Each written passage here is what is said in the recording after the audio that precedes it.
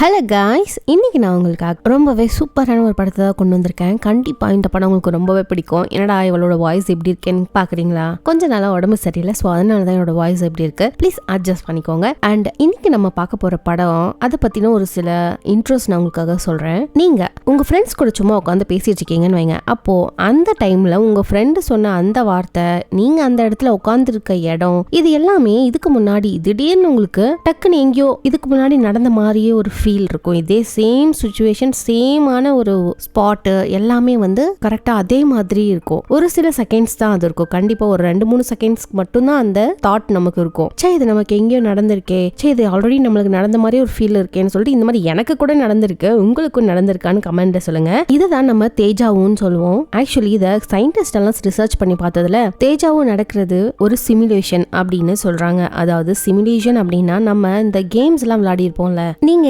நிறைய பேர் GTA game கேள்விப்பட்டிருப்பீங்க, நிறைய பேர் விளையாண்டு வந்திருப்பீங்க. அந்த கேம்ல பாத்தீங்கன்னா நம்ம அவங்கள கண்ட்ரோல் பண்ணி விளையாடுற மாதிரி இருக்கும். அதுல சில நிறைய கேரக்டர்ஸ் எல்லாம் வந்து அங்கேயே வாழ்ற மாதிரி இருப்பாங்க. நம்ம வந்து ஒரு சில பிளேயர்ஸ் மட்டும் தான் வச்சு நம்ம விளையாடுவோம். சோ நம்மளுக்கு தான் அவங்க ஒரு கேம் கேரக்டர்ஸ், ஆனா அவங்களுக்கு அந்த கேம்குள்ள இருக்கிறவங்களுக்கு அது அவங்களோட வாழ்க்கை. சோ இது போலதான் நம்மளோட லைஃப் ஒன்று, அதாவது நம்மளோட பூமியுமே ஒரு சிமுலேஷனா இருக்கிறதுக்கு வாய்ப்பு இருக்கு. நம்மளையும் யாரோ ஒருத்தவங்க இந்த மாதிரி விளையாண்டுட்டு இருக்கலாம். நம்மளாம் அதுல இருக்கிற கேரக்டர்ஸ், யாரோ ஒரு மெயின் கேரக்டர் இருப்பாங்க, அவங்கள வச்சு அவங்க விளையாடுவாங்க. நம்மளும் இந்த கேம்ல இருக்கிற அங்க எங்கன்னு சுத்தி திரியிற நம்மளோட வாழ்க்கையை வாழ்ந்துட்டு இருக்க ஒரு கேரக்டர்ஸ் அப்படின்னு சயின்டிஸ்ட் சொல்றாங்க. இந்த விஷயம் இன்னும் கன்ஃபார்ம் ஆகல, ஆனா அந்த மாதிரி இருக்கிறதுக்கு வாய்ப்பு நிறையவே இருக்கு அப்படின்னு நம்ம சயின்டிஸ்ட் சொல்றாங்க. இன்னைக்கு நம்மளோட படம் இதை பத்தின ஒரு டாபிக் தான். இன்ட்ரெஸ்டிங்கா இருக்குல்ல? வாங்க இன்னைக்கான முழு கதைக்குள்ள நம்ம போலாமா? நம்ம இன்னைக்கு பார்க்க போற மூவியோட பேரு த 13th Floor. 1999ல ரிலீஸ் ஆன ஒரு படம். 1937 வருஷம் லாஸ் ஏஞ்சல்ஸ காட்டுறாங்க. ஒரு வயசான ஒரு ஆளு ஒரு லெட்டர் ஒன்னு எழுதிட்டு இருக்காரு. அவரோட பேரு ஃபில்லர். இந்த விஷயத்த உன்னால மட்டும் தான் புரிஞ்சுக்க முடியும் அப்படின்னு சொல்லிட்டு யாரோ ஒருத்தருக்கு இவரு லெட்டர் எழுதிட்டு இருக்காரு. அப்புறம் அந்த லெட்டர் எடுத்துக்கிட்டு ஒரு ஹோட்டலுக்கும் போறாரு. அந்த ஹோட்டல்ல ஒர்க் பண்ற ஒரு ஆள் பாத்தீங்கன்னா அவர் ஒரு பார்டெண்டர். அவரோட பேரு ஆஸ்டின். அந்த ஆஸ்டின் கிட்ட தான் இவர் அந்த லெட்டரை கொடுக்குறாரு. என்ன தேடி ஒரு ஆள் வருவாரு, டக்லஸ் அப்படிங்கிற ஒரு ஆள் வருவான். அவன் கிட்ட இந்த லெட்டர் கொடு அப்படின்னு சொல்லி ஆஸ்டின் கிட்ட நம்ம ஆள் கொடுக்குறாரு. அந்த லெட்டர் கொடுத்ததுமே அந்த ஃபில்லர் பாத்தீங்கன்னா அங்க இருந்து கிளம்பி போயிட்டாரு. அவரு போனதுக்கு அப்புறம் இந்த பார்டெண்டர் ஆஸ்டின் இருக்கார்ல, அவரு அந்த லெட்டரை பிரிச்சு படிக்கிறாரு. படிச்சதுக்கு அப்புறம் அவரால் எதுவுமே நம்பவே முடியல. அதுக்கப்புறம் ஃபில்லர் இருக்கார்ல, அவரும் அவரோட வீட்டுக்கு போயிடுறாரு. வீட்டுல போயிட்டு நைட்டு தூங்கும் பொழுது அவரால் தூங்கவே முடியல. அவரு கண்ணு முழிச்சுக்கிட்டே படுத்திருக்காரு. அப்ப அவரோட கண்ணுல பாத்தீங்கன்னா வித்தியாசமான லைட்ஸ் எல்லாம் எரியுது. அதுக்கப்புறம் கொஞ்ச நேரம் கழிச்சு அவர் தூக்கத்துல இருந்து எஞ்சிக்கிறாரு. அவரு இப்போ இருக்கிறது ஒரு பெரிய சூப்பரான கம்ப்யூட்டருக்குள்ள அவர் இருக்காரு. அவர் இப்ப இருக்கிற வருஷம் 1999. ஏன்னா இது கொஞ்ச நேரத்துக்கு முன்னாடி தான் இவர் 1937 வருஷத்துல இருந்தாரு. இப்ப என்னடானா திடீர்னு 1999ல இருந்து எந்திரிக்கிறாரே, அப்படின்னா இது ஒரு டைம் டிராவல் மூவியா நீங்க கேட்கலாம். ஆக்சுவலி இது டைம் டிராவல் மூவி கிடையாது, இது ஒரு சிமுலேஷன். ஆக்சுவலி 1999 அப்படிங்கிற வருஷத்துல இவர் இருக்காரு அப்படிங்கிறது தான் உண்மையானது. இந்த ஃபில்லர் இருக்கார்ல, அவர் ஒரு பெரிய மில்லியனர். லாஸ் ஏஞ்சல்ஸ்ல ஒரு பெரிய கம்ப்யூட்டர் கம்பெனியை வச்சிருக்காரு. அவர் ஒரு சூப்பர் கம்ப்யூட்டரை யூஸ் பண்ணி ஒரு சிமுலேஷனை உருவாக்குறாங்க. அதாவது இப்போ 1999 வருஷம், ஆனா 1937 வருஷம் லாஸ் ஏஞ்சல்ஸ் எப்படி இருக்கும் அப்படிங்கறத கம்ப்யூட்டர் சிமுலேஷன் மூலமா அவர் உருவாக்கி, அதுல அந்த சூப்பர் கம்ப்யூட்டர்ல இவர் போய் படுத்துட்டாருன்னா போதும், இவரு இங்க இருந்து 1937 வருஷத்துக்கு போயிடுவாரு. இவர் ஒரு சிமுலேஷனுக்குள்ள போவார் இல்லையா, 1937 இருக்கக்கூடிய சிமுலேஷனுக்கு. அந்த சிமுலேஷன்ல இவரை போலவே ஒரு கேரக்டர் கண்டிப்பா இருக்கும். இப்போ அவர் என்ன பண்ணுவாருன்னா அந்த கேரக்டராவே இவரு மாறிடுவாரு. அப்படிதான் இவரு 1937 வருஷத்துல இருக்கிற சிமுலேஷனுக்குள்ள வந்து ஒரு லெட்டரை எழுதி அந்த சிமுலேஷனுக்குள்ள இருக்கிற ஒரு ஹோட்டல் அட்டெண்டர் கிட்ட அந்த லெட்டரை கொடுக்கறாரு. அந்த லெட்டர்ல அப்படி என்னதான் இருக்கு அப்படின்னு சொல்லி நமக்கு இப்ப எதுவுமே தெரியாது. ஆனா ஏதோ ஒரு விஷயத்த ஃபில்லர் கண்டுபிடிச்சிருக்காரு. எது எப்படியோங்க, இப்ப அவருமே ரியல் வேர்ல்டுக்கு வந்துட்டாரு. அதுக்கப்புறம் வேகமா போயிட்டு அந்த கம்ப்யூட்டருக்குள்ள இருந்து எந்திரிச்சு வேகமா போய் டக்லஸ் அப்படிங்கிறவருக்கு கால் பண்றாரு. அவருக்கு கால் போகாததுனால இவர் என்ன பண்றாருன்னா வாய்ஸ் மெயில் அனுப்புறாரு. டக்லஸ், நான் கண்டுபிடிச்ச விஷயத்த நீ கேட்ட அப்படின்னா கண்டிப்பா நீ மயங்கி விழுந்துடுவ. இத பத்தி நான் உங்ககிட்ட சொல்லணும், ஆனா அதுக்குள்ள நான் உயிரோட இருப்பேனா அப்படிங்கிற விஷயம் எனக்கு தெரியாது. ஒருவேளை எனக்கு ஏதாவது ஆயிடுச்சு அப்படின்னா நீ நம்மளோட சூப்பர் கம்ப்யூட்டர் யூஸ் பண்ணி 1937 வருஷத்துக்கு போய் அங்க உனக்காக நான் ஒரு மெசேஜ் வச்சிருக்கேன் அப்படின்னு சொல்றாரு. இப்படி ஃபில்லர் ஒரு வாய்ஸ் மெசேஜ் அனுப்பின உடனேவே அங்க அவரு போன் பேசி முடிச்ச உடனேவே அங்க ஒரு ஆள் வராரு. அவரு கூட அவரு போயிடுறாரு. இத அந்த பார்ல இருக்கிற ஒரு ஆள் பாத்துடுறான். இவரு போன் பண்ணணும் அப்படின்னா வெளியில வந்துதான் போன் பண்ணணும், இவங்க கிட்ட எல்லாம் போன் கிடையாது. சோ ஒரு பொதுவான இடத்துல வந்துதான் போன் பேசி ஆகணும். சோ இவரு உங்க போன் பேசும்போதுதான் யாரோ வந்து கூப்பிடவும் அவரு அங்கிருந்து கிளம்பி போயிடுறாரு. இதை அந்த பார்ல இருக்கக்கூடிய ஒரு ஆள் பாத்துறான். இந்த ஃபில்லரும் அவர் ஒரு பர்சன் கூட போனார்னு சொன்னல, அவர் கூட உட்காந்து பேசிட்டு இருக்காரு. சடனா அந்த பர்சன் பாத்தீங்கன்னா கத்தி எடுத்து ஃபில்லரை கொன்னுடுறான். அவ்வளவுதான், ஃபில்லர் அங்கே இறந்து போயிட்டாரு. அண்ட் அடுத்த நாள் ஆகுதுங்க. இந்த ஃபில்லர் பாத்தீங்கன்னா டக்ளஸ்னு ஒருத்தருக்கு போன் பண்ணியிருந்தாரு இல்லையா, அவரு கண்ணை முழிச்சு ஏந்துக்கிறாரு. சரி ஃபேஸ் வாஷ் பண்ணலான்னு போனா சிங்க்ல பாத்தீங்கன்னா ஒரே பிளட்டா இருக்கு. அதுவும் இல்லாம இந்த டக்ளஸோட ஒயிட் ட்ரெஸ் ஃபுல்லா ஒரே கரையா இருக்கு, ரத்த கரையா இருக்கு. யாரோட பிளட் என்ன ஆச்சுன்னு சொல்லிட்டு அவருக்கு எதுவுமே ஞாபகம் இல்ல. அப்பதான் டக்ளஸ்க்கு ஒரு போன் கால் வருது. இப்பதான் ஃபில்லர் இறந்து போயிட்டாருன்னு சொல்லி அந்த போன் கால்ல சொல்றாங்க. வேக வேகமா மார்ச்சுரிக்கு போயிட்டா ஃபில்லரோட பாடியை டக்ளஸ் பாக்குறாரு. இவருக்கு என்னாச்சுன்னு சொல்லி கேட்கும்போது அங்க இருக்கிறவங்க எல்லாம் இவரை யாரோ ஒருத்தவங்க கத்தியால குத்திட்டாங்க. அதோட அங்க ஒரு டிடெக்டிவும் இருக்காரு. அவரு நம்ம டக்ளஸ் விசாரிக்கவும் ஆரம்பிக்கிறாரு. இந்த ஃபில்லருக்கும் உங்களுக்கும் என்ன சம்பந்தம்? அதுக்கு நம்ம டக்ளஸ் பாத்தீங்கன்னா, இந்த ஃபில்லர் என்னோட பாஸ், அவரும் நானும் சேர்ந்து நிறைய ப்ராஜெக்ட் பண்ணிருக்கோம். சரி நீ ரொம்ப டென்ஷன்ல இருக்கான்னு தெரியுது, உனக்கு சிகரெட் வேணுமா அப்படின்னு சொல்லி கேக்குறாரு. எனக்கு சிகரெட் பிடிக்கிற பழக்கம் இல்லை அப்படின்னு சொல்லி டக்ளஸ் சொல்லிடுறான். சரி இறந்து போன ஃபில்லரோட பொண்ணை பத்தி உங்களுக்கு ஏதாவது தெரியுமான்னு சொல்லி கேக்குறான். டக்ளஸ்க்கு ஒண்ணுமே புரியல. ஏன் அப்படின்னா ஃபில்லருக்கு பொண்ணுன்னு ஒருத்தி கிடையவே கிடையாது. ஆனா இங்க ஒரு பொண்ணு நிக்கிறா, அவரு ஃபில்லரோட பொண்ணுன்னு சொல்லிட்டு அந்த பொண்ணோட பேரு ஜெயின் அப்படின்னு சொல்றா. நம்ம டக்ளஸ் போயிட்டு அந்த ஜெயின் கிட்ட போய், ஃபில்லர் இது வரைக்கும் உங்களை பத்தி என்கிட்ட எதுவுமே சொன்னதே இல்லையே, அவருக்கு ஒரு குடும்பம் இருக்கிற விஷயமே எனக்கு தெரியாது. அதுக்கு அந்த ஜேனுங்கிற பொண்ணு, நான் சின்ன வயசுல இருந்து பாரிஸ்ல தான் இருந்தேன், நான் அங்கதான் படிச்சேன் வளர்ந்தேன், சோ என்னோட பத்தி என்னோட அப்பா சொல்றதுக்கு வாய்ப்பே இல்லை அப்படின்னு அவளும் சொல்றா. சரி ஓகே அப்படின்னு சொல்லிட்டு ஜேன் கிட்ட நம்ம டக்ளஸ் என்ன சொல்றானா, இது வரைக்கும் நான் உங்களை இங்க பார்த்தது இல்ல, ஆனா எனக்கு உங்களை பார்க்கும்போது எங்கேயோ பார்த்த மாதிரி ஒரு ஃபீலா இருக்கே, உங்களுக்கு அப்படி ஏதாவது இருக்கா அப்படின்னு அவன் கேட்கவும், இல்லங்க இப்பதாங்க நான் ஃபர்ஸ்ட் டைம் லாஸ் ஏஞ்சல்ஸ்க்கே வரேன், அதுவும் இல்லாம நான் உங்களை பார்த்ததே இல்லை அப்படின்னு சொல்றாங்க. அதுக்கப்புறம் அந்த டக்ளஸ் நேரா எங்க போறானா, அந்த சூப்பர் கம்ப்யூட்டர் இருக்க இடத்துக்கு தான் போறாரு. அங்க இவர் அந்த சூப்பர் கம்ப்யூட்டர் இருக்க இடத்துக்கு போனா அந்த இடத்துல விட்னின்னு சொல்லிட்டு ஒரு ஆள் இருக்கான். ஆக்சுவலி இந்த விட்னி பாத்தீங்கன்னா 1937 நம்ம ஃபில்லர் போயிட்டு ஒரு பார் அட்டெண்டர் கிட்ட ஒரு லெட்டர் கொடுத்தாருன்னு சொன்னல, அந்த ஆளோட மூஞ்சி மாதிரி இவனுக்கு இருக்குது. ஆக்சுவலி 1999 தான் உண்மை.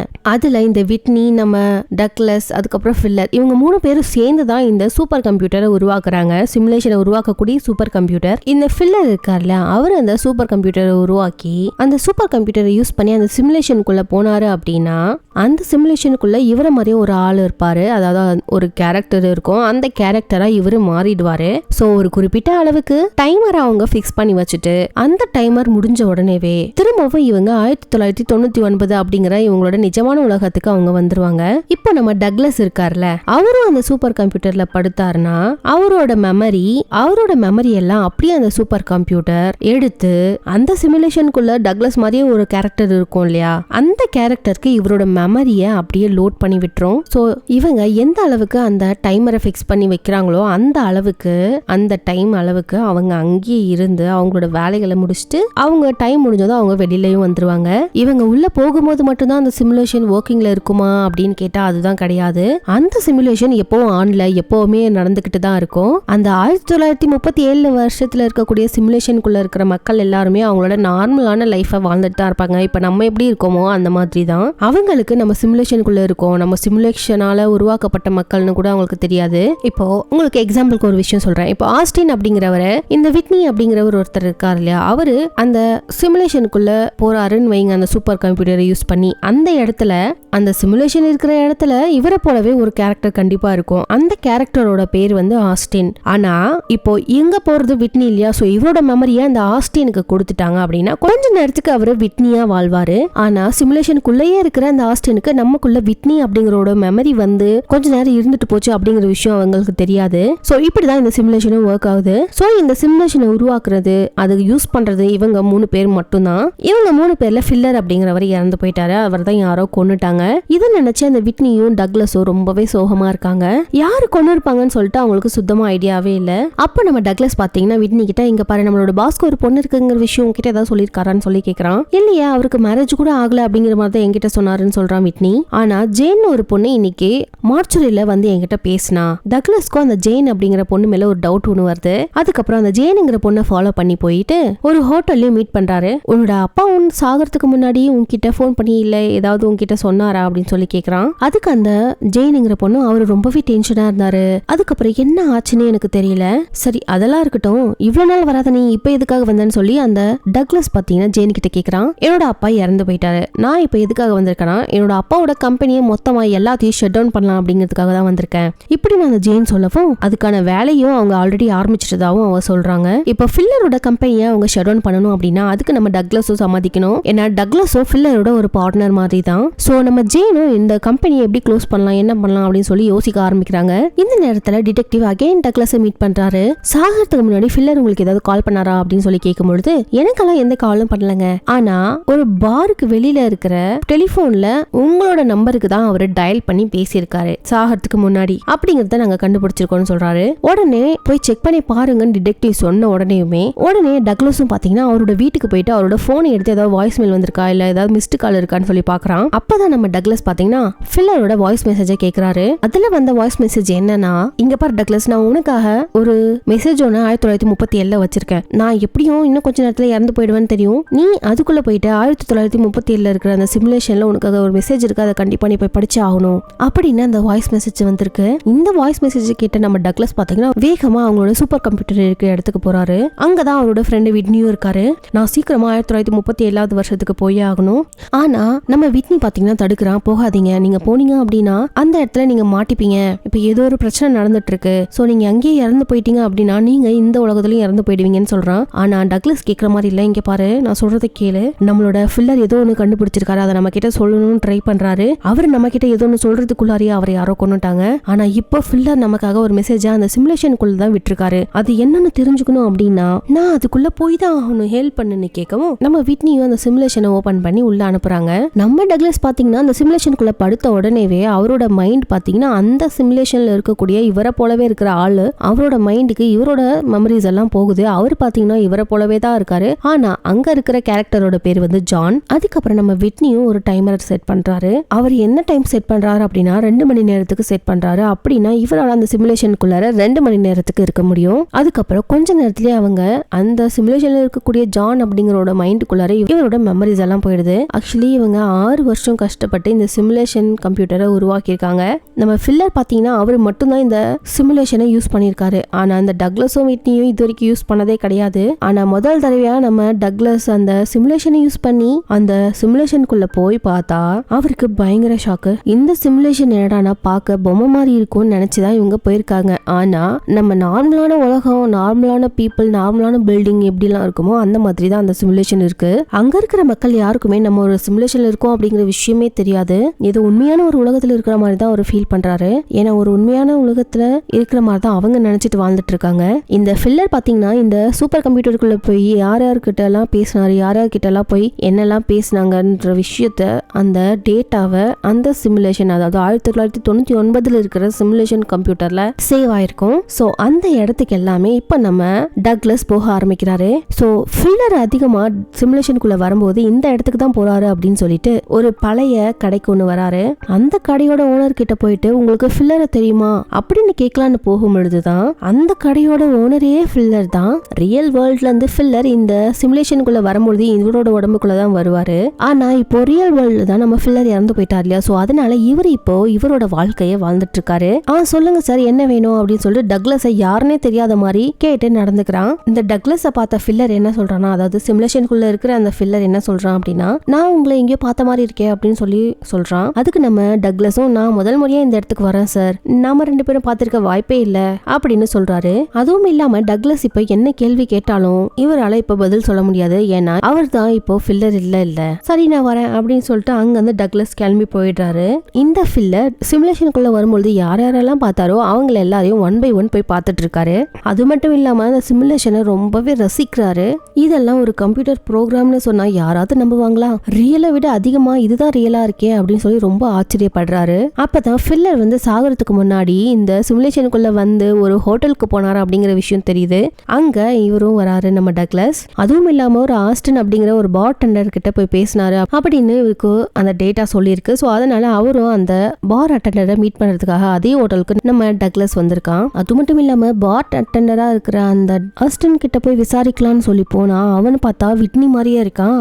இப்போ விட்னி இந்த சிமுலேஷனுக்குள்ள வந்தான் அப்படின்னா இந்த ஆஸ்டினோட உடம்புக்குள்ள தான் வருவான். அதான் இந்த டக்ளஸும் புரிஞ்சுக்கிறான். சரி வந்த வேலையை பார்க்கலாம் அப்படின்னு சொல்லிட்டு அந்த ஆஸ்டன் கிட்ட உங்களுக்கு ஃபில்லரை தெரியுமான்னு சொல்லி கேட்கறான். ஓ ஃபில்லரா, எனக்கு அவர் ரொம்ப நல்லாவே தெரியுமே, அவர் எங்களோட ரெகுலர் கஸ்டமர், அவர் டெய்லி வந்து இங்க தான் சாப்பிட்டுட்டு போவார், எனக்கு அவரை ரொம்ப நல்லா தெரியும் அப்படின்னு சொல்றான். சோ அதெல்லாம் ஓகே, என்னோட பேரு டக்ளஸ், என்ன பத்தி உங்ககிட்ட ஏதாவது சொல்லியிருக்காரா இல்ல என்கிட்ட கொடுக்கறதுக்கு ஏதாவது உங்ககிட்ட கொடுத்து வச்சிருக்காரான்னு சொல்லி கேக்குறான். இல்லையே, அந்த மாதிரிலாம் அவர் எதுவும் கொடுக்கலையே அப்படின்னு இந்த ஆஸ்டின் சொல்லிடுறான். இவன் இப்ப பொய் சொல்றான் அப்படிங்கிற விஷயம் நமக்கு தெரியும், ஆனா இந்த டக்ளஸ்க்கு தெரியாது. இவன் இப்படி இவ்வளவு பச்சையா ஏன் பொய் சொல்றான் அப்படிங்கிற விஷயம் நமக்கு இன்னும் தெரியல. இவன் இந்த மாதிரி விசாரிச்சுட்டு இருக்கும் போதே இவனுக்கு இப்ப மயக்க வருது நம்ம டக்ளஸ்க்கு. ஏன் அப்படின்னா இவங்க ரியல் வேர்ல்ட்ல அந்த டைமர் செட் பண்ணிருப்பாங்களே, அது இப்ப முடிய போகுது. நம்ம டக்ளஸ்க்கும் என்ன பண்றதுன்னு தெரியாம மயக்கத்தோடவே பாத்ரூம்க்கும் வந்துடுறான். நமக்கு இன்னும் டைம் வேணுமே அப்படின்னு சொல்லிட்டு அதுக்கப்புறம் என்னங்க பண்றது, அவங்க செட் பண்ண டைமும் முடிஞ்சு போயிடுது. டைம் முடிஞ்சு அவனோட ரியல் வேர்ல்டுக்கும் வந்துடுறான். பக்கத்துல இவன் வந்த உடனே அவனை வரவேற்கிறதுக்கு விட்னியும் இருக்கான். உனக்கு ஓகே தானே, நீ எதுவுமே ஆகல இல்ல, உனக்கு நல்லா தானே இருக்கு அப்படின்னு சொல்லி விசாரிக்கிறான். அதுக்கப்புறம் நம்ம டக்ளஸ் என்ன சொல்றான், நான் நல்லா தான் இருக்கேன், ஆனா எனக்கு டைம் தான் பத்தல. அண்ட் அதுக்கப்புறம் அந்த சிமுலேஷனை காட்டுறாங்க. அதுக்குள்ள இப்போ ஜான்ங்கிறவனோட உடம்புக்குள்ள தானே நம்ம டக்ளஸ் போனாரு. அவரு பாத்தீங்கன்னா இப்ப வெளியில போயிட்டாரு. இப்ப அங்க சிமுலேஷனுக்குள்ள இருக்கிறது நம்ம ஜான், அந்த உலகத்துல இருக்கிற ஜான். அவனுக்கு இப்போ நாம எப்படி இந்த ஹோட்டலுக்குள்ள வந்தோம், அதுவும் பாத்ரூம்குள்ள என்ன பண்ணிட்டு இருக்கோம் அப்படின்னு சொல்லிட்டு அவருக்கு ஒண்ணுமே புரியல. சரின்ட்டு வெளியில போகலாம்னு சொல்லி வெளியிலயும் போறாரு. அப்போ அந்த பார் அட்டெண்டர் ஆஸ்டின் இருக்கால, அவனை கூப்பிட்டு, சார் நீங்க உங்களோட கேப்பை விட்டுட்டு போயிட்டீங்க அப்படின்னு சொல்லவும் இந்த ஜானுக்கு எதுவுமே புரியல. நான் எப்படா கேப் போட்டு வந்தேன் அப்படின்னு மெதுவா பார் அட்டெண்டர் கிட்ட போயிட்டு அந்த கேப்பை வாங்கிக்கிறான். சார் என்னோட பேரு ஜானு, நான் கேக்குறேன்னு தப்பா எடுத்துக்காதீங்க, நான் இப்ப எங்க இருக்கேன் அப்படின்னு கேக்குறாரு. அப்போ அந்த பார் அட்டெண்டர் ஆஸ்டின் புரிஞ்சுக்கிறாரு, இவன் நம்ம கிட்ட டக்ளஸ்ங்கிற பேர்ல வந்து பேசினான், இப்ப கேட்டா ஜானுங்கிறானே, இதுல ஏதோ ஒரு மர்மம் அடங்கி இருக்கு. ஆஸ்டினுக்கு ஒரு டவுட் வர ஆரம்பிக்குது. இந்த நேரத்துல ரியல் வேர்ல்டான 1999 வருஷத்துல டக்ளஸ் அவனோட ஃப்ரெண்ட் விட்னி கிட்ட சிமுலேஷன் வேற லெவல்ல ஒர்க் பண்ணுதுரா. 6 வருஷமா நம்ம கோடிங்ஸ் எல்லாம் போட்டு கஷ்டப்பட்டோம். உள்ள போய் பார்த்தா மனுஷங்க, வீடு, ரோடு, பில்டிங், காரு, வண்டின்னு சொல்லிட்டு எல்லாம் அவ்வளவு ரியலிஸ்டிக்கா இருக்கு, என்னால நம்பவே முடியல அப்படின்னு சொல்லவும் விட்னிக்கு ரொம்பவே சந்தோஷம். அப்பதான் நம்ம டக்ளஸ பாக்கிறதுக்காக யாரோ ஒரு ஆள் வந்திருக்கான். வந்தவன் சும்மா வரலங்க, எனக்கு இவ்வளவு பணம் வேணும் அப்படின்னு சொல்லி ஒரு குறிப்பிட்ட அமௌண்ட், அதாவது அதிகமான அமௌண்ட்டை சொல்லி கேக்குறான்.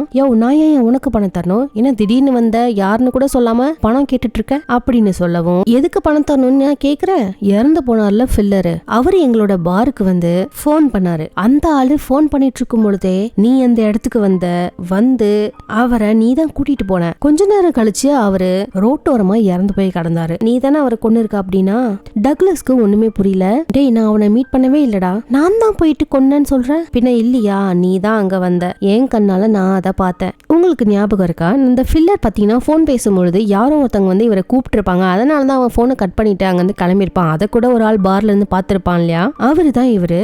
சொல்ல போனா அந்த பர்சனே இந்த டக்ளஸ் தான் போல.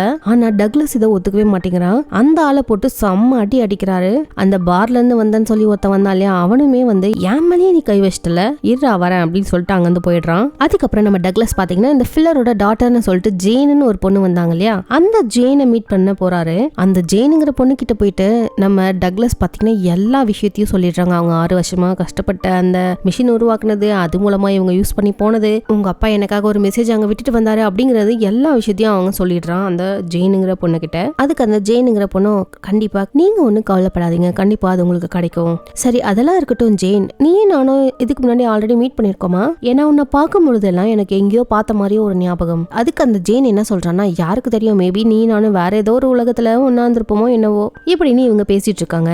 டக்ளஸ்க்கு ஜேனை ரொம்பவே பிடிச்சிருக்கு, ஜேனுக்கும் டக்ளஸ் ரொம்பவே பிடிச்சிருக்கு. அதுக்கப்புறம் 2 பேரும் டான்ஸ் ஆடவும் ஆரம்பிக்கிறாங்க. அதுக்கப்புறம் அன்னைக்கு நைட் நம்ம டக்ளஸ் பாத்தீங்கன்னா அவரோட வீட்டுல போயிட்டு படுத்து தூங்கிட்டு இருக்காரு. அப்போ சடனா ஒரு போலீஸ் வந்து அவனை அரெஸ்ட் பண்ணி கூட்டிட்டு போயிடுறாங்க. டக்ளஸ்க்கு ஒண்ணுமே புரியல. அங்க ஸ்டேஷனுக்கு போனா அந்த இடத்துல இந்த டிடெக்டிவ் இருக்காரு. சார் எதுக்காக என்ன அரெஸ்ட் பண்ணிருக்கீங்க அப்படின்னு தெரிஞ்சுக்கலாமான்னு சொல்லி கேக்குறான். ஆக்சுவலி நீ தான் உன்னோட பாஸ் ஃபில்லரை கொன்னது அப்படின்னு எங்களுக்கு ஒரு தகவல் வந்திருக்கு. அந்த தகவலை கொடுத்தது பார்ல ஒர்க் பண்ற ஒரு ஆள் தானே, அவன் என்கிட்ட வந்து சண்டை போட்டான், அவன் சொல்றதெல்லாம் நம்பாதீங்க அப்படின்னு சொல்லி நம்ம டக்ளஸ் அந்த டிடெக்டிவ் கிட்ட சொல்றான். அதுக்கு அந்த டிடெக்டிவ் என்ன சொல்றான்னா, வெறும் அந்த காரணத்துக்காக மட்டும் நாங்க உங்களை அரெஸ்ட் பண்ணல, அந்த ஆள் தான் நீங்க சொன்ன மாதிரி எங்களுக்கு தகவலை கொடுத்தான். ஆனா அவனை நாங்க என்ன சொல்லிருந்தோம், காலையில வாப்பா நாம பேசிக்கலாம் அப்படின்னு சொல்லி சொன்னா, நாங்க அங்க போய் பார்க்கும் பொழுது அவன் அங்க இறந்து போய் கிடந்தான். எங்களுக்கு என்னவோ நீங்க தான் அவனை கொன்னுட்டீங்களோ அப்படின்னு சொல்லி சந்தேகத்துலதான் அவங்களை அரெஸ்ட் பண்ணிருக்கோம்னு சொல்றாங்க.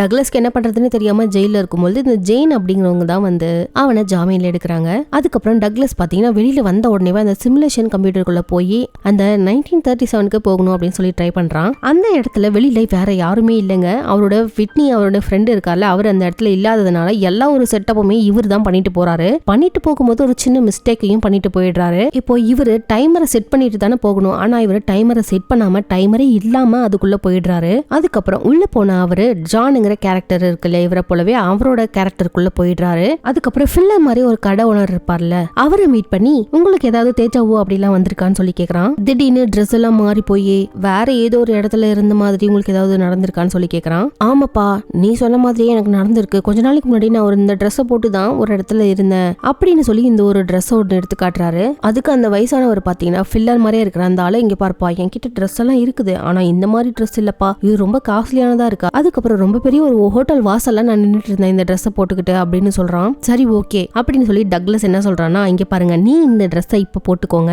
ஏன் கூட கிளம்பி வாங்க, அதே ஹோட்டலுக்கு நம்ம போவோம், உங்களுக்கு ஏதாவது ஞாபகம் இருக்கா அப்படின்னு சொல்லி பாக்கலாம்னு சொல்லி நைஸா அவனை கூட்டிட்டு போறான். அதே ட்ரெஸ்ஸை போட்டுக்கிட்டு இந்த ஃபில்லர் மாதிரியே இருக்கிற இந்த வயசானவரை கூட்டிக்கிட்டு நம்ம டக்ளஸ் அந்த ஹோட்டலுக்கு போனா இல்லையா, உள்ள போன உடனே பொண்ணுங்கெல்லாம் வந்து இவனுக்கு முத்த மலைய பொழிறாங்க.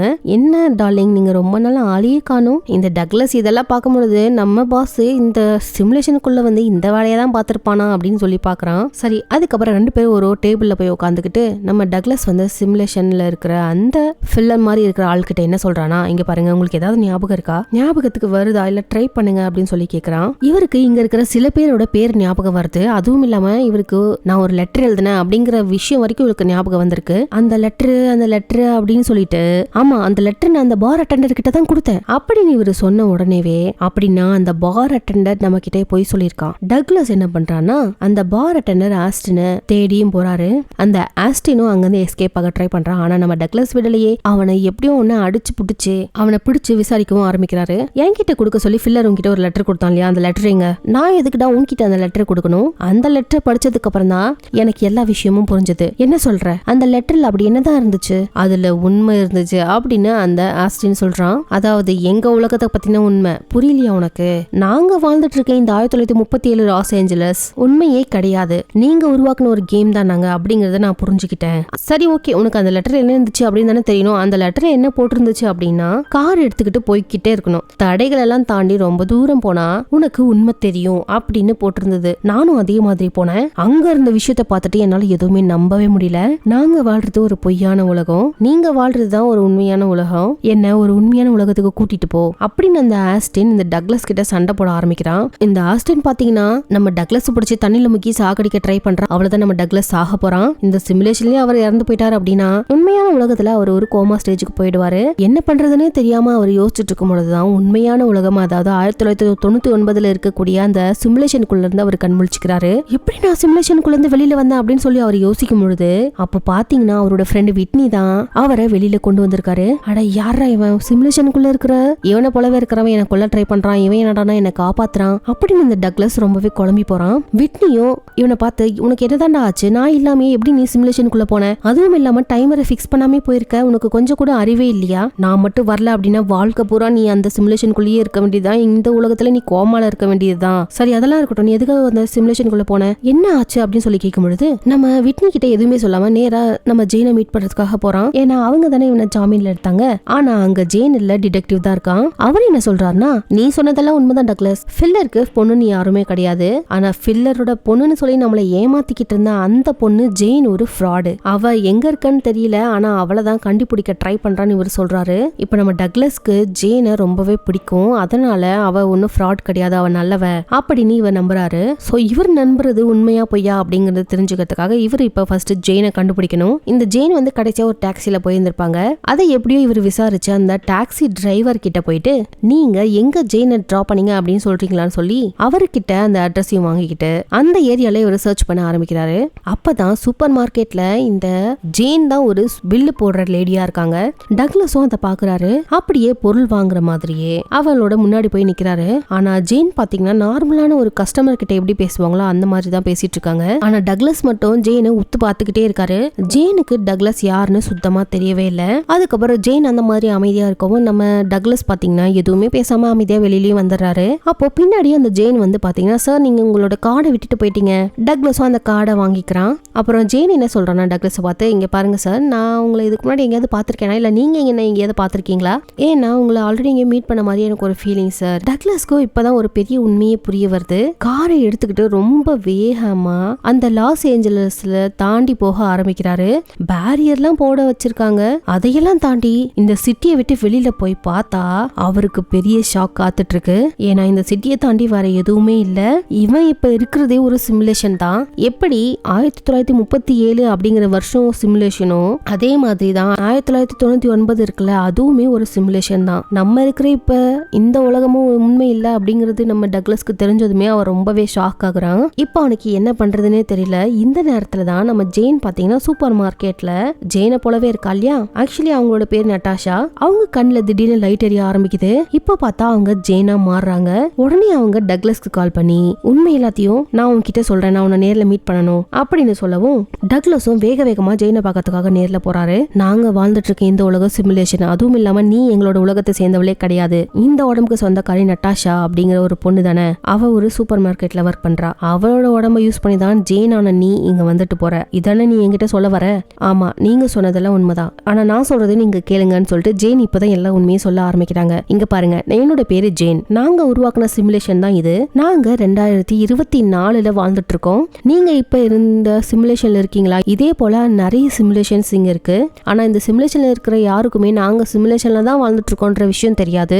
இந்த விஷயத்த முதல்ல கண்டுபிடிச்சது உன்னோட பாஸ் ஃபில்லர் தான். ஓ, அதனாலதான் நீ என்னோட உடம்புக்குள்ள போயிட்டு என்னோட பாஸ் ஃபில்லரை கொன்னியான்னு சொல்லி ஜெயினை பார்த்து கேக்குறான். அதுக்கு நம்ம ஜெயின், நான் ஒன்னும் அவரை கொன்னல, நீ தான் உன்னோட பாஸை கொன்னுட்ட. இன்னும் டெக்னிக்கலா சொல்ல போனா உன்னோட உடம்புக்குள்ள என்னோட ஹஸ்பண்ட் டேவிட் வந்துதான் ஃபில்லரை கொன்னுட்டான். அப்புறம் அந்த பார்ல வேலை செஞ்சார் இல்லையா, அவரையும் கொன்னுட்டான். அப்போ அந்த பார்ல இருந்து வந்து ஒரு ஆள் சொன்னா இல்லையா, நீ தாண்டா வந்து அவனை கூட்டிட்டு போய் கொன்னுட்ட அப்படின்னு சொல்லி இருந்திருப்பான் இல்லையா, அவன் சொன்னதெல்லாம் உண்மைதான் போல. இந்த டேவிட்ங்கிறவன் தான் நம்ம டக்ளஸோட உடம்புக்குள்ள வந்து ஃபில்லரை கொன்னு இருக்கான். அதனாலதான் காலையில இருந்து பார்க்கும்போது அவளோட ஷர்ட்ல பிளட் கரெல்லாம் இருந்திருக்குது. சோ இங்க நடக்கிற எல்லா விஷயத்தையும் இன்னும் நம்ம தெளிவா பார்க்கணும் அப்படின்னா 2024 வருஷம் இதுதான் உண்மையான உலகம். இந்த உலகத்துல தான் ஜெயின் இருக்காங்க. என்னோட ஹஸ்பண்ட் டேவிடும் இருக்காரு. இந்த டேவிட் பாக்குறதுக்கு டக்ளஸ் மாதிரியே தான் இருப்பாங்க. 2024 அதாவது நிறைய சிமுலேஷனை இவங்க உருவாக்குறாங்க. சொல்ல போனா இவங்க ஆயிரக்கணக்கில் உருவாக்குறாங்க. அதுல ஒண்ணுதான் இந்த 1999. இந்த சிமுலேஷனுக்குள்ளதான் ஃபில்லரு, டக்ளஸ், விட்னி, அதுக்கப்புறம் நட்டாஷா அப்படின்னு சொல்லிட்டு இவங்க எல்லாம் இருக்காங்க. இப்போ அதுக்குள்ள இருக்கிற அந்த சயின்டிஸ்ட் எல்லாம் சேர்ந்து, அதாவது நம்ம விட்னி, ஃபில்லரு, டேவிட், டக்ளஸ் இவங்க எல்லாரும் சேர்ந்து ஒரு சிமுலேஷனை உருவாக்குறாங்க. அதுதான் 1937 வருஷத்தோட சிமுலேஷன். சிம்பிளா சொல்லணும் அப்படின்னா இவங்களே ஒரு சிமுலேஷன் தான், அவங்களே இப்போ இன்னொரு சிமுலேஷனை உருவாக்குறாங்க. இதுதாங்க மேட்டரு. இப்போ இவங்க வாழ்றது ஒரு சிமுலேஷனான ஒரு உலகம் அப்படிங்கறத நம்ம ஃபில்லர் இருக்கார்ல வயசானவர், அவர் தான் கண்டுபிடிக்கிறாரு. எப்படின்னா இவர் அந்த சிமுலேஷனுக்குள்ள, அதாவது 1937 வருஷம் சிமுலேஷனுக்குள்ள இருக்கும் பொழுது அவரோட கண்ணு மாறுறதை இவர் கவனிக்கிறாரு. சோ அதுல டவுட் வந்து நம்ம இருக்கிற இந்த 1937 ஒரு சிமுலேஷன் மாதிரி நம்மளோட உலகமும் ஒரு சிமுலேஷனா இருக்குமோ அப்படின்னு ஒரு டவுட்ல இவரு தான் என்ன பண்றாருன்னா 1999 இருக்கக்கூடிய அந்த உலகத்தை ரொம்ப தாண்டி எல்லா தடைகளையும் தாண்டி வெளியே போய் பார்த்தா இவர் வாழ்றது ஒரு சிமுலேஷன் புரிஞ்சுக்கிறாரு. இவர் இப்போ சிமுலேஷன்ல இருக்கிறாரு அப்படிங்கிற விஷயத்த கண்டுபிடிச்சிட்டாருங்கிறத, அதாவது உண்மையான உலகம் 2024 இருக்கிற டேவிட் கண்டுபிடிச்சிடறான். இவன் ஒன்னும் சாதாரண ஆள் இல்லைங்க. இவன் வந்து ரொம்ப கிரிமினலான ஒரு ஆள் போல. அவன் என்ன பண்றான்னா 1999 வந்து ரொம்ப கிரிமினலான வேலையெல்லாம் பாக்குறான். அவன் ஒரு சிமுலேஷன்ல தானே இருக்கான். சோ இவனால என்ன வேணா பண்ண முடியும் அப்படின்ற ஒரு தைரியம். சோ இப்போ இவன் ஃபில்லர் வந்து நம்ம ஒரு சிமுலேஷன்ல இருக்கோங்கிற விஷயத்த கண்டுபிடிச்சிட்டான் இல்லையா. சோ இவன் கண்டுபிடிச்சிட்டானா நமக்கு ஆபத்துன்னு சொல்லிட்டு தான் அந்த டேவிட் பாத்தீங்கன்னா டக்ளஸோட உடம்புக்குள்ள போயிட்டு அவனை கொண்டுட்டான். ஆனா இந்த விஷயம் எப்படியாவது கண்டிப்பா நம்ம சிமுலேஷன்ல இருக்கோம்னா அவங்களுக்கு கண்டிப்பா தெரிய வந்துரும் அப்படின்னு சொல்லி இவர் சுதாரிச்சுதான் 1937 இவர் கண்டுபிடிச்ச சிமுலேஷனுக்குள்ள போயிட்டு நம்ம டக்ளஸ்கான ஒரு நோட்டை அவர் அங்க விட்டுட்டு வந்திருக்காரு. இப்போ இந்த விஷயத்த நம்ம டக்ளஸ் வந்து எப்படி ஒண்ணு தெரிஞ்சுக்கிட்டு 1937 இருக்கிற ஆஸ்டின் கிட்ட போயிட்டு அவனை அடிச்சு பிடிச்சு அந்த விஷயத்த தெரிஞ்சுக்கிறான். அதாவது நம்ம வாழ்றதும் ஒரு சிமுலேஷனான உலகம் தான்றத. இப்ப இவங்கெல்லாம் எப்படி 1999 இருந்து 1937 போயிட்டு வராங்களோ அதே போலதான் உண்மையான உலகம், அதாவது 2024 இருக்கக்கூடிய டேவிடும் அடிக்கடிக்க 1999 போயிட்டு நிறைய கிரைம்களை, தப்புகளை, இவனுக்கு பிடிச்ச விஷயங்களை, பிடிக்காத விஷயங்கள்னு சொல்லிட்டு எல்லாத்தையும் அந்த இடத்துல போயிட்டு இவன் செஞ்சுக்கிறான். சோ இவன் அடிக்கடி இந்த மாதிரி போற விஷயத்த உண்மையான உலகம் 2024 இருக்கக்கூடிய டேவிடோட ஒய்ஃபான ஜேன் வந்து சந்தேகம் வந்து அவங்க 1999 இருக்கக்கூடிய நட்டாஷா, அதாவது இவங்கள போலவே ஒரு தீர்ப்பாளியா நட்டாஷா, அவங்களோட உடம்புக்குள்ள வந்து என்னெல்லாம் பண்றான்னு சொல்லி கண்டுபிடிக்கிறதுக்காக வந்திருக்காங்க. உண்மையான உலகத்துல இருக்கிற டேவிட விட இந்த சிமுலேஷன்ல இருக்கக்கூடிய டக்ளஸை இவங்களுக்கு ரொம்பவே பிடிச்சிருக்கு அப்படிங்கிற விஷயத்தையும் சேர்த்து நம்ம ஜேன் இப்போ டக்ளஸ் கிட்ட எல்லா உண்மையுமே சொல்லிடுறாங்க. சோ இப்போ இவங்க ரெண்டு பேருக்கு நடுவுலயும் ஒரு லவ்வும் ஸ்டார்ட் ஆகுது. இந்த நேரத்துல டக்ளஸோட ஃப்ரெண்ட் விட்னி இருக்கார்ல, அவருக்கும் சிமுலேஷன் எப்படி இருக்கும் அப்படின்னு போலீஸ் தெரிஞ்சுக்கிறதுக்காக அந்த சிமுலேஷனை யூஸ் பண்ணி உள்ள போக ஆரம்பிக்கிறாரு. இந்த விட்னி மாதிரியே அந்த சிமுலேஷனுக்குள்ள யார் இருக்கா, அந்த பார் அட்டெண்டர் ஆஸ்டின் தானே. இவரோட நேரம் பாத்தீங்கன்னா அந்த ஆஸ்டின் அந்த நேரத்துல கார் ஓட்டிட்டு இருந்திருக்கான். இவன் சடனா வந்ததுனால என்ன பண்றதுன்னு தெரியாம அந்த காரை கொண்டு போய் ஒரு ரோட் ஓரமா இடிச்சிடறான். அங்க போலீஸும் இருக்காங்க. ஏன் இப்படி கார் ஓட்டுறன்னு சொல்லி திட்டவும் ஆரம்பிக்கிறாங்க. அவன் இப்போ சிமுலேஷன்ல தானே இருக்கான் அப்படிங்கிற தைரியத்துல, சார் இங்க பாருங்க தெரியாம பண்ணிட்டேன். ஏன்னா இவனுக்கு தைரியம், இப்போ இந்த இடத்த விட்டு அவன் ஈஸியா வெளியில போயிடலாம் இல்லையா. சோ அதனால அந்த தைரியத்துல போலீஸ் கிட்ட ரொம்ப லத்தாஜிக்கலா பேசுறான். அந்த நேரத்துல தான் இவன் ஓட்டிட்டு வந்த அந்த காரோட டிக்கில இருந்து ஒரு சத்தம். ஓபன் பண்ணி பார்த்தா உள்ள ஜான் இருக்காரு. ஆக்சுவலி அது யாருன்னா டக்ளஸ் சிமுலேஷனுக்குள்ள வந்த ஒரு ஆளுக்குள்ள போவான் இல்லையா. சோ அந்த ஆளை தான் அடிச்சு இவன் டிக்கிக்குள்ள போட்டுட்டு வந்திருக்கான். ஓ கடத்தல் வேலை எல்லாம் நீ பண்ணிட்டு இருக்கியா அப்படின்னு சொல்லிட்டு அவனை அரெஸ்ட் பண்ண பாக்குறாங்க. ஆனா ஆஸ்டினோட உடம்புக்குள்ள இருக்கிறது பாத்தீங்கன்னா நம்ம விட்னி தானே. என்னடா அது சிமுலேஷனுக்குள்ள வந்தா ஜாலியா இருக்கலாம்னு பார்த்தா எடுத்த உடனே போலீஸ்குள்ள போய் மாட்டிக்கிட்டோமே அப்படின்னு அவர் டென்ஷன்ல பின்னாடி வர அந்த நேரத்துல ரோட்ல வர வண்டி இவனை இடிச்சு அவரும் அங்கேயே செத்தும் போயிடுறாரு. சோ சிமுலேஷனுக்குள்ளேயே விட்னி இறந்து போனதுனால அப்படின்னா ரியல் வேர்ல்ட்ல அவரு ரியல் வேர்ல்ட்ல கோமா ஸ்டேஜுக்கு போயிடுவாரு அப்படின்னு தான் நமக்கு தெரியும். ஆனா ரியல் வேர்ல்ட்ல அவரு கண் முழிச்சு எழுந்துக்கிறாரு. அப்படியே நேரா டோரை தாண்டி வெளியில போவார்னு பார்த்தா டோரை அவரால் ஓபன் கூட பண்ண முடியல. அதுவும் இல்லாம பைத்தியம் மாதிரி நடந்துக்கிறான். ஏன் அப்படின்னா இவர் நம்ம விட்னியே கிடையாது, அந்த உலகத்துல இருந்த ஆஸ்டின் தான் இவன். அதாவது விட்னி வந்து சிமுலேஷனுக்குள்ளேயே இறந்து போயிட்டாரு அப்படின்னா, அதாவது ஆஸ்டினோட உடம்புக்குள்ள போயிட்டு அந்த உலகத்துல கண்டிப்பா யார் இருக்காங்களோ அவங்க இறந்து போயிடுவாங்க. அந்த உலகத்துல ஆல்ரெடி இருந்த ஆஸ்டினோட நினைவுகள் எல்லாம் இப்போ ரியல் வேர்ல்ட்ல 1999ல இருக்கிற விட்னியோட உடம்புக்குள்ள இந்த ஆஸ்டினோட மெமரிஸ் எல்லாம் வந்துருச்சு. சோ இப்படிதான் 1937ல இருந்த ஆஸ்டின் 1999ல இருக்கக்கூடிய விட்னியோட உடம்புக்குள்ள வந்துட்டான். டெக்னாலஜிஸ் எல்லாம் ரொம்ப அட்வான்ஸா இருக்கிறதுனால இவருக்கு ஒண்ணுமே புரியல. அதுவும் இல்லாம இவர் ரொம்ப லூஸ் தனமா பண்ணிட்டு இருக்கிறத இந்த கேமரா வழியா செக்யூரிட்டியும் பாத்துடுறான். அதுக்கப்புறம் டக்ளஸ்க்கும் கால் பண்ணிடுறாங்க. டக்ளஸும் உடனே ஆபீஸ்க்கு வராரு. அங்க போய் பார்க்கும்போதுதான் இங்க இருக்கிறது விட்னி கிடையாது, சிமுலேஷன்ல இருந்து வெளியில வந்த ஆஸ்டின் புரிஞ்சுக்கிறாரு. எப்படியோ நான் ஒரு வழியா உண்மையான உலகத்துக்கு வந்துட்டேன். அடக்கிருக்கா, இப்பவும் நீ உண்மையான உலகத்துல வரலடா, இதுவுமே ஒரு சிமுலேஷன் தான். அப்படி நான் உண்மையான உலகம் எப்படி இருக்கும், என்ன கூட்டிட்டு போ, இத பத்தி எனக்கு நிறைய சொல்லு அப்படின்னு சொல்லி ஆஸ்டின் கேக்குறான். இவங்க ரெண்டு பேரும் இதை பத்தி பேசிக்கிட்டே அந்த லிப்டுக்குள்ள போகும்பொழுதுதான் அப்ப நம்ம டக்ளஸோட கண்ணு லைட் வர ஆரம்பிக்குது. அப்படின்னா 2024 உண்மையான உலகத்துல இருந்த சிமுலேஷன் மூலமா 1999ல இருக்கக்கூடிய நம்ம டக்ளஸோட உடம்புக்கு டேவிட் வந்துட்டாரு. டக்ளஸ் மாதிரி அவன் ஒன்றும் நல்லவெல்லாம் கிடையாது, ரொம்பவே கிரிமினலான ஆளு. ஆஸ்டினை போட்டு அந்த அடி அடிக்கிறான். ஆஸ்டினும் அங்கேயே காலி. டக்ளஸ்க்கு வந்து ரொம்பவே கோவமா இருக்கு. ஏன்னா அதாவது டேவிடுக்கு ரொம்பவே கோவமா இருக்கு. யார் மேலன்னா ஜேன் மேல. அதுக்கப்புறம் ஜேனையும் பிடிச்சி கன் பாயிண்ட்ல நிப்பாட்டுறான். உண்மையான உலகத்துல வாழ்ந்துட்டு இருக்க என்ன விட்டுட்டு சிமுலேஷனுக்குள்ள வாழ்ந்துட்டு இருக்க இவனை போய் லவ் பண்ணிட்டு இருக்க, அவனோட பேர் என்ன டக்ளஸ், அவனை போய் லவ் பண்ணிட்டு இருக்க, உன்னால நான் உயிரோடவே விட மாட்டேன், நீ இங்கே இருந்து செத்துப்போ அப்படின்னு சுடலான்னு வரும்பொழுது அப்ப அந்த டேவிட யாரோ சுட்டுறாங்க. அது யாருன்னு பார்த்தா நம்ம டிடெக்டிவ் தான். என்னென்ன நடக்குது அப்படின்னு தெரியாமையே இவன் ஒருத்தன் குறுக்கால வந்துட்டு இருக்கான். இப்போ இந்த இடத்துக்கு இந்த டிடெக்டிவ் வந்திருக்கானா அதுக்கு காரணமே இந்த ஜெயின் தான். ஏன்னா இந்த டேவிட்னால ஏதோ ஒரு பிரச்சனை நடக்க போகுதுன்னு புரிஞ்சுக்கிட்ட நம்ம ஜெயின் பாத்தீங்கன்னா அவங்க தான் வர சொல்லியிருக்காங்க. இப்போ இந்த டிடெக்டிவ்க்கு எல்லா விஷயமும் தெரிஞ்சு போச்சு. இவங்க வாழ்றது ஒரு சிமுலேஷனுங்கிற விஷயமும் தெரிஞ்சு போச்சு. ஆனாலும் அவர் அந்த விஷயத்தை பெருசா எடுத்துக்கிற மாதிரியே தெரியலங்க. இருந்துட்டு போட்டோம், ஆனா நாங்க இங்க நிம்மதியா இருக்கோம், நீங்க யாரும் இந்த இடத்துக்குள்ள வராதீங்க அப்படின்னு நம்ம ஜெயின் கிட்ட இந்த டிடெக்டிவ் சொல்றான். ஜேனும் இதுக்கு மேல நான் இங்க வரவே மாட்டேன் அப்படின்னு சொல்லிட்டு உண்மையான உலகத்துக்கு போயிடுறாங்க. அதாவது உண்மையான உலகம், சிமுலேஷனே இல்லாத உலகம் 2024க்கு போயிடுறாங்க. 2024ல பாத்தீங்கன்னா ஒரு கிளாஸ் மாதிரி இருக்கு, அத கண்ணாடி மாதிரி தான். அவங்க போட்டாலே இவங்க சிமுலேஷனுக்குள்ள போயிடலாம். அதாவது நம்மளோட உலகத்துல இப்போ இருக்கிற விர்ச்சுவல் ரியாலிட்டின்னு சொல்லிட்டு நம்ம கண்ணாடி எல்லாம் போட்டுட்டு கண்ணுல போட்டு கேம் எல்லாம் விளையாடுவோம்ல, அந்த மாதிரி தான். இப்போ இவங்க சிமுலேஷனுக்குள்ள வந்துட்டாங்க. அங்க பாத்தீங்கன்னா இவரோட ஹஸ்பண்ட் டேவிடும் இறந்து போயிட்டாரு. கண்டிப்பா இங்க இருக்கிறவரு கோமாக்கு தான் போயிருவாரு. சோ நம்மளோட வாழ்க்கையே போச்சு அப்படின்னு சொல்லிட்டு இவங்க யோசிச்சுட்டு இருக்கும் பொழுதுதான் நமக்கு தான் ஒரு விஷயம் தெரியும்ல, ஒருத்தர் சிமுலேஷனுக்குள்ளேயே இறந்து போயிட்டாங்க அப்படின்னா அந்த சிமுலேஷன்ல இருக்கிறவங்களோட மெமரி ரியல் வேர்ல்டுக்கு வந்துரும் இல்லையா. சோ அது போலதான் நம்ம டக்ளஸோட மெமரி இப்போ ரியல் வேர்ல்டுல 2024ல இருக்கிற டேவிடோட உடம்புக்கு வந்துருச்சு. சோ இப்போ இவங்க ஆசைப்பட்ட மாதிரியே நம்ம ஜேன் பாத்தீங்கன்னா டக்ளஸ் கூட வாழ ஆரம்பிக்க போறாங்க. இதை கேட்டதும் நம்ம ஜேனுக்கு ரொம்பவே சந்தோஷம், ஒரு வழியா நீ உண்மையான உலகத்துக்கு வந்துட்டல அப்படின்னு இந்த உலகத்தை காட்டுறாங்க. பார்க்கவே ரொம்ப வித்தியாசமா இருக்கு. தண்ணிக்குள்ளெல்லாம் வீடு கட்டி வச்சிருக்காங்க. சோ இந்த உலகத்துல தான் இப்ப டேவிட்டோட ஐடென்டிட்டில நம்ம டக்ளஸ் வாழ போறாரு. இப்படி இவங்க சந்தோஷமா பேசிட்டு இருக்கும் பொழுதுதான் டிவி சடனா ஆஃப் ஆகுது. இந்த இடத்துல த 13th ஃப்ளோர் அப்படிங்கிற இந்த படம் முடியுது. சோ கிளைமேக்ஸ்ல படத்தை முடிக்கும் பொழுது அப்படியே அந்த டிவி ஸ்கிரீன் ஆஃப் ஆகுற மாதிரி நமக்கு காமிச்சாங்க இல்லையா? அதுக்கு என்ன அர்த்தம்னு தெரியுமா? அவங்க வாழ்ந்துட்டு இருக்காங்களே 2024, அதுவுமே உண்மையான உலகம் கிடையாது. உண்மையான உலகம் அப்படின்னா அது நம்ம வாழ்ற இந்த உலகம் தான். நாம தான் இப்போ அவங்கள படமா பார்த்துட்டு இருக்கோம் அப்படின்னு இந்த டைரக்டர் சொல்லாம சொல்றாரு. சோ இந்த படம் ரொம்பவே சூப்பரா இருந்துச்சுல. உங்களுக்கு இந்த படம் பிடிச்சிருந்தது அப்படின்னா கீழே என்கிட்ட கமெண்ட்ல சொல்லுங்க. அண்ட் என்னோட சேனலை மறக்காம சப்ஸ்கிரைப் பண்ணிக்கோங்க. இதே போல சூப்பரான படங்களோட உங்களை வந்து நான் டெய்லி சந்திக்கிறேன். Until then, bye bye. Thank you.